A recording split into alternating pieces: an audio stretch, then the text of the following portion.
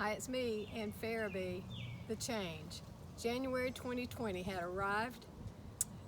In the year 2000, I had asked my students to predict what 2020 would be like.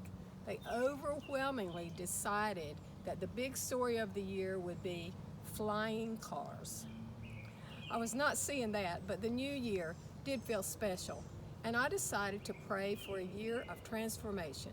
It was a prayer that seemed to transcend any normal prayers of mine, for it went leaps, bounds, rivers, and mountains past a New Year's resolution. It felt like a cry from my heart. Transform means to change completely.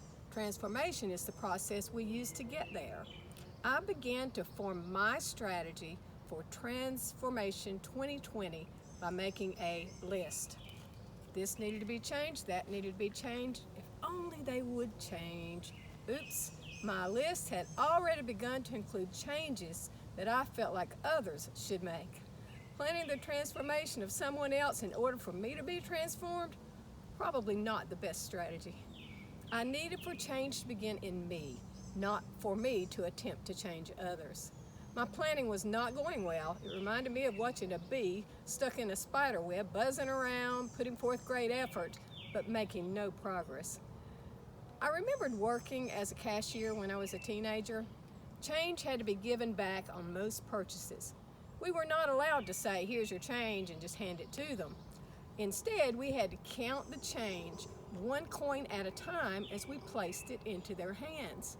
Quite often, after customers had gathered their bags and walked away, they would turn back and ask, "Did you give me my change?"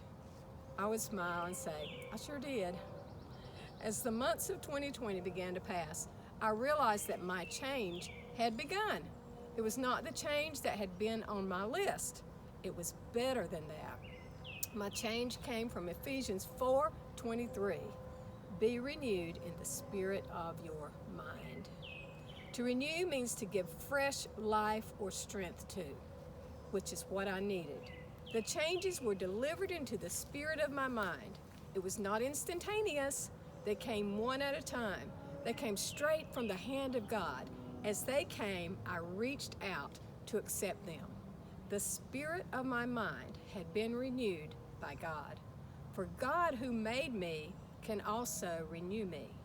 Change had come, and not through my plans or my power.